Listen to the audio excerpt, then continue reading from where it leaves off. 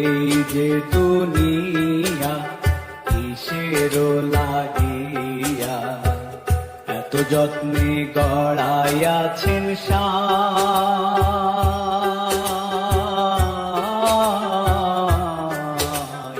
এই যে দুনিয়া